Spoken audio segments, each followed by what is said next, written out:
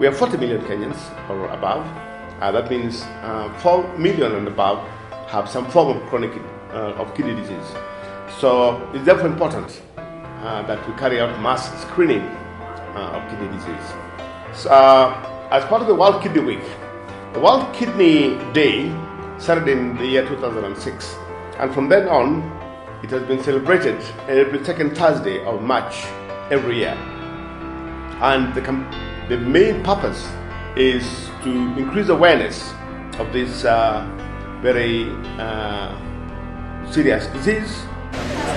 Dr. Paerk International, a medical doctor working currently for the Meru County government, and I'm also the founder of the World Kidney Care Foundation, which the main goal or mission is to create awareness. Right now we are having the World Kidney Week, which kicked off today. As you can see, we are screening people for various diseases, namely hypertension, which is an increase in in blood pressure. Also, we are screening for increased sugars in the blood, which is diabetes mellitus. And we are also testing the urine. The urine can tell us a lot about how our kidneys are functioning. So that's what we're doing today. We're aiming to create awareness among people about kidney diseases, also referring anyone who maybe has a problem to be seen by a kidney specialist.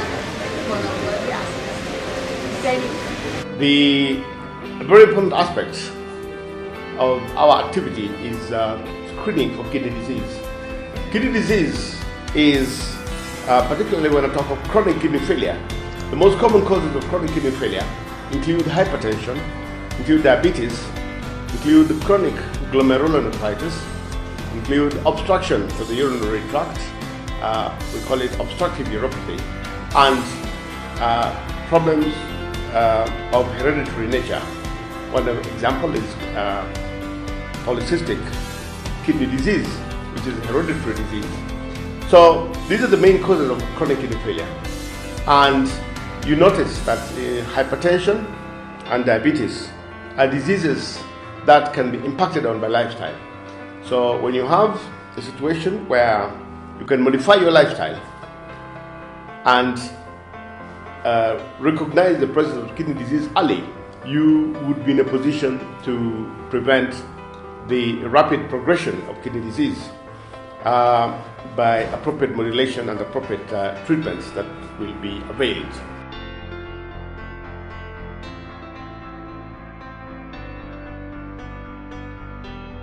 I'm Dr. Kamagi Sama, a medical officer. I'm here with Melchizedek Hospital. We are doing screening for kidney disease because there are many conditions that people suffer nowadays which are non-communicable. This is like high blood pressure, diabetes, and obesity. These three conditions have been found to predispose people to kidney disease. We have been having some screening of walk-in clients yesterday, and basically we are checking the weight, height, calculating the BMI. We're also checking for random blood sugar or fasting blood sugar, depending on whether the client has fed or not. And we're giving advice on how to reduce cholesterol after doing some tests, and how to maintain normal blood pressure, how to maintain normal weight.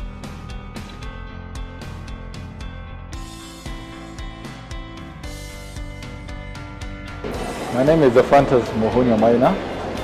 I'm the director of the Paerk Kidney Foundation. The acronym is HAKI. And HAKI was basically born out of the desire by the board and the members of the foundation to sensitize the public about kidney health. We've been doing this for some time now, going out, talking to people, particularly young people, empowering them and encouraging them on the need to take charge of their lifestyle and their behaviors, because kidney failure is a lifestyle disease, and therefore every action that we do or what we don't do actually attributes to whether your kidneys become healthy in the long run or whether they end up failing. This year for us is very exciting because Haki is also one of the founder member organizations of the Forum for Figo Foundations. And I think this is the best thing that has happened to this agenda in this season, because it has given us an opportunity as foundations that are involved in awareness and work around renal issues to actually come together and collectively move in the same direction. And this is very good because it's helping us to achieve much more together.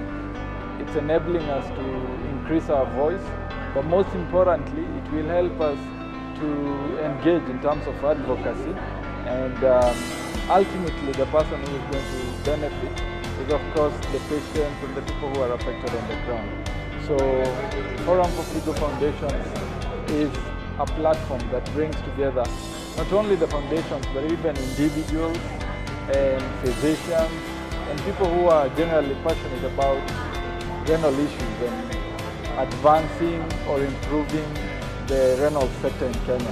And so, as part of some of our flagship projects this year, we decided to focus on doing screenings across 4 malls within the Nairobi County.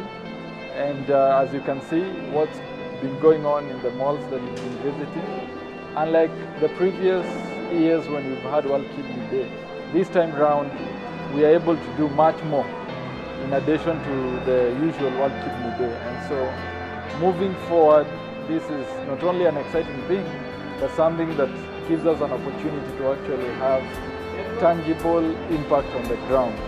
And so I would welcome everyone to come on board and be part of Forum for Figo. My name is Jean Banda. I am the founder of Kenya Kidney and Lupus Foundation.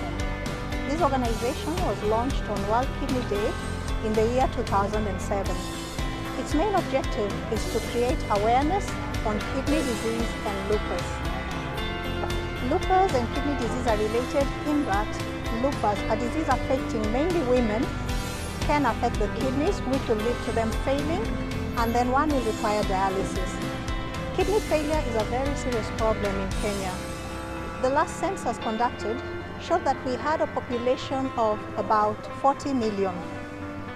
And according to statistics that are used worldwide, 10% of any given population is bound to suffer from any kind of kidney condition from stage 1 to stage 4.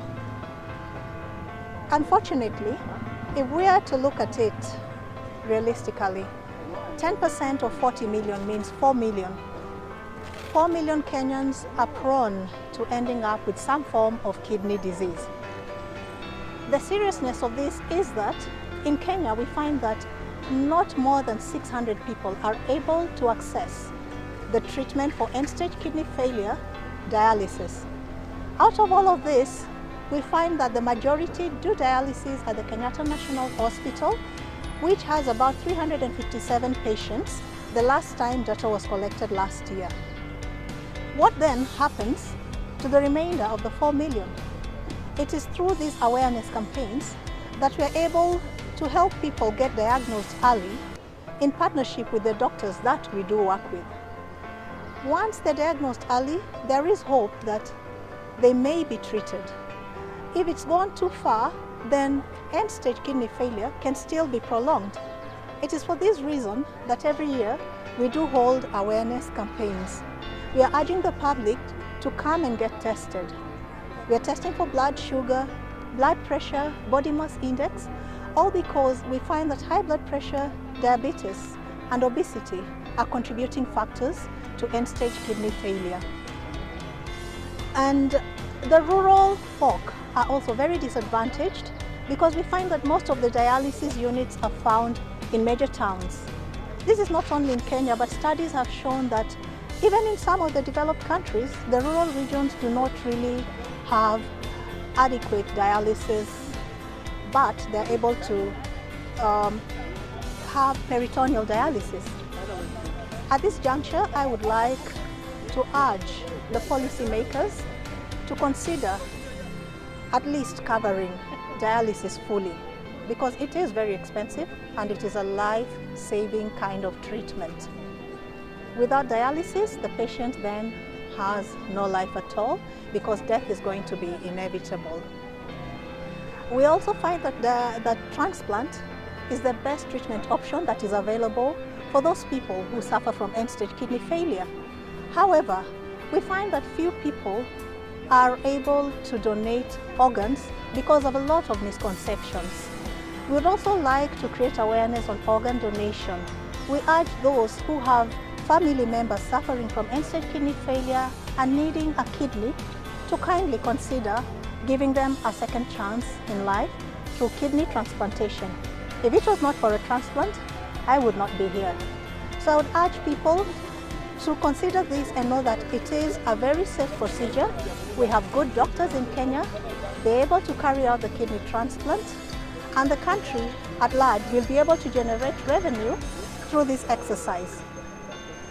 We would also like to urge the policymakers to come up with a policy, an act passed in Parliament, where we would in future look at cadaveric transplants.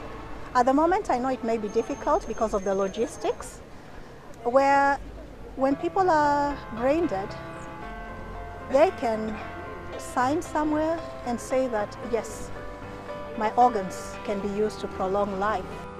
Kidney medicine, particularly in the area of renal replacement therapy. This is when the kidney has failed, you need help, and that help is given in the form of dialysis or kidney transplantation. This we call renal replacement therapy. Yes, there is a need for foundations in the area of kidney disease.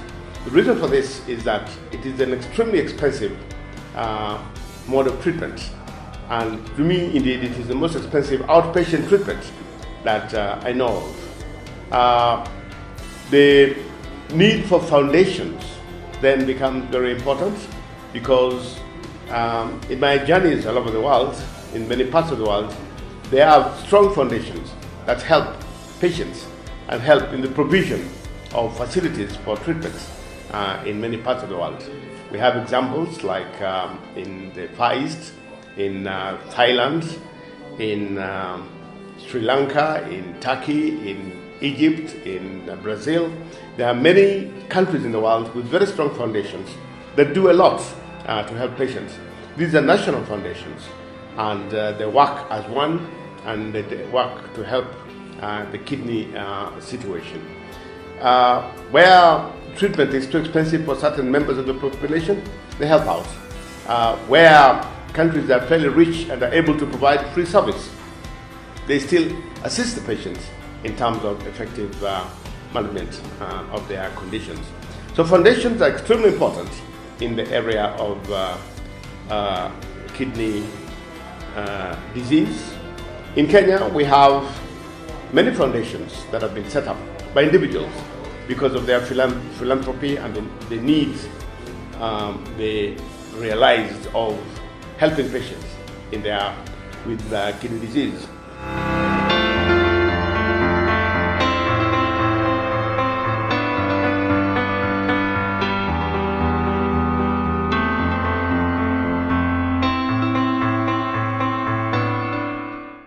So involve interested members of the public who have been impacted by the issues of kidney disease to get together to form this foundation that can be of significance to the whole nation at large. They can then impact the rest of the world appropriately. In the world, we have the International Federation of Kidney Foundations, which is under the auspices of the International Society of Nephrology. So the International Federation of Kidney Foundations is the umbrella body to which the Forum for Figo Foundations will belong. So this implies that there is a structure into which our forum will fit and will have an effect both nationally and internationally.